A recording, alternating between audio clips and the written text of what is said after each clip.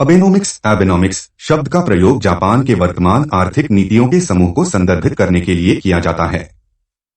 ये नीतियां 2012 में देश के प्रधानमंत्री शिंजो अबे द्वारा शुरू की गई थीं। इनका लक्ष्य जापान की अर्थव्यवस्था को मंदी से बाहर निकालना, मुद्रास्फीति को बढ़ाना और आर्थिक विकास को गति प्रदान करना था। अबेनोमिक्स को 3 मुख्य स्तंभों द्वारा समर्थित किया गया है।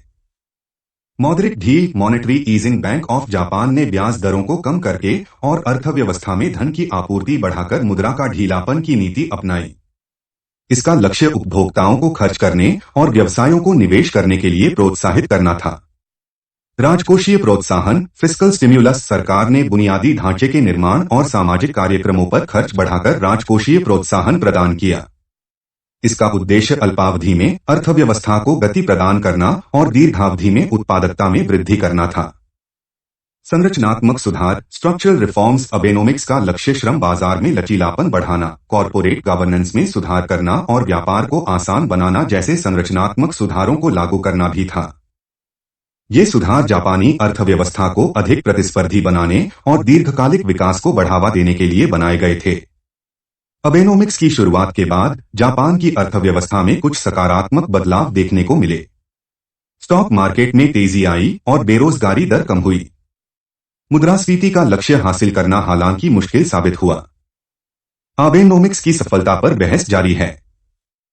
समर्थकों का कहना है कि इसने जापान को मंदी से बाहर निकाला है, रोजगार वृद्धि को बढ़ावा दिया है और मुद्रास्फीति को बढ़ाया है।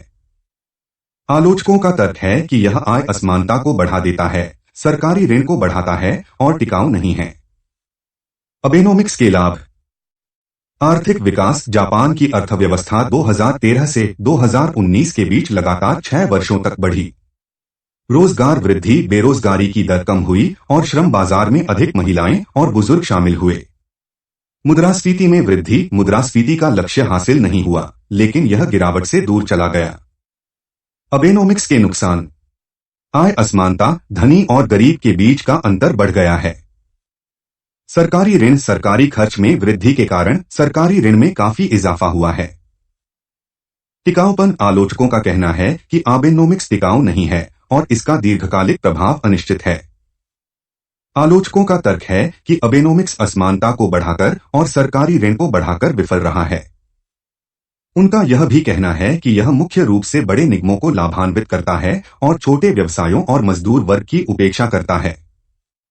इसके अतिरिक्त कुछ का तर्क है कि अत्यधिक मौद्रिक ढीलेपन के कारण वर्तमान में जापान में देखी जा रही मुद्रास्फीति में वृद्धि हुई है।